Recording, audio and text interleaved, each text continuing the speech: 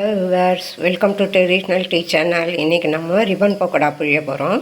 எப்படி புழியறதுன்னு வீடியோக்குள்ளே போய் பார்க்கலாம் வாங்க. இன்றைக்கி நம்ம செய்ய போகிற பொருளுக்கு இந்த டம்ளரால் 2 டம்ளர் அரிசி, புழுங்கல் அரிசி, ரேஷன் அரிசி 3 வாட்டி களைஞ்சி தண்ணி ஊற்றி ஊற வச்சுருக்கேன்.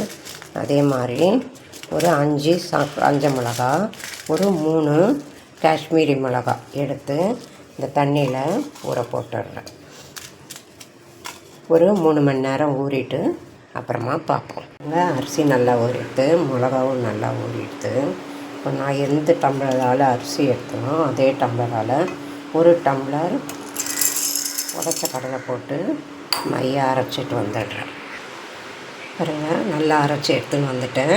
இப்போ வேறு கிணற்றில் மாற்றிட்டு இந்த மிளகாவை அரைச்சி எடுத்துகிட்டு வந்துடுறேன். பாருங்கள், அதே மிக்சியில் மிளகாவை போட்டுட்டேன். அதுக்கு வேணுங்கிற அளவு நான் கல் உப்பு தான் போடுறேன். இந்த இவ்வளோ உப்பு போடுறேன். இதையும் நல்லா மையாக அரைச்சி எடுத்துகிட்டு வந்துடுறேன்.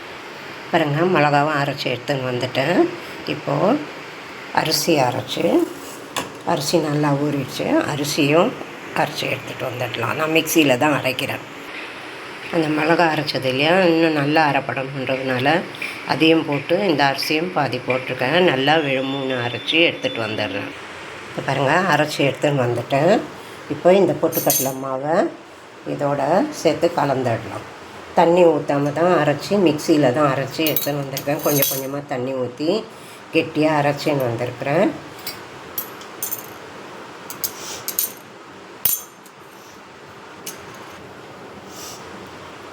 இப்போ இந்த பொட்டுக்கடலை மாவில் கொஞ்சோண்டு இவ்வளோ தான் போடுறேன். பெருங்காயத்தூள் போடுறேன்.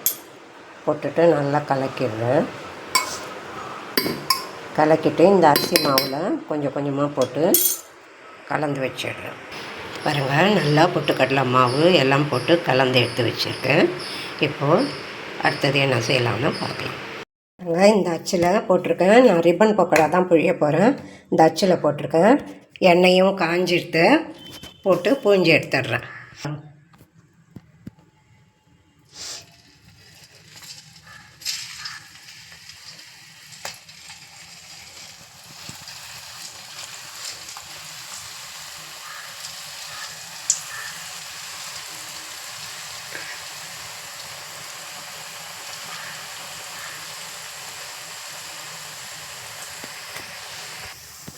அடுப்பை லோ ஃப்ளேமில் தான் வச்சுருக்கேன்.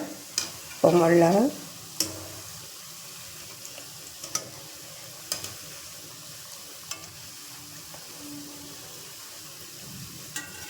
ஒரு கொஞ்ச நேரம் கூட ஆகட்டும், திருப்பி போடலாம். இப்போது லேசாக திருப்பி போடலாம்.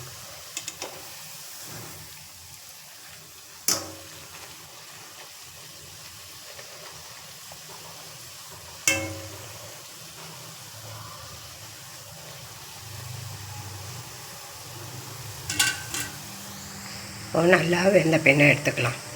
இப்போ பாருங்கள், நல்லா செவந்துச்சு. இப்போ எண்ணெயிலேருந்து எடுத்துடலாம்.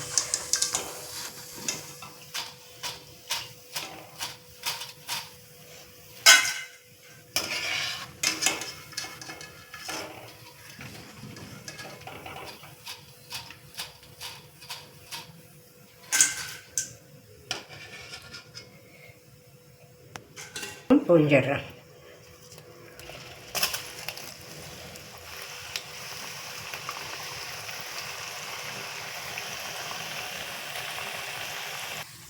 பாருங்கள், அடுத்த ஈடும் ரெடி ஆயிடுச்சு.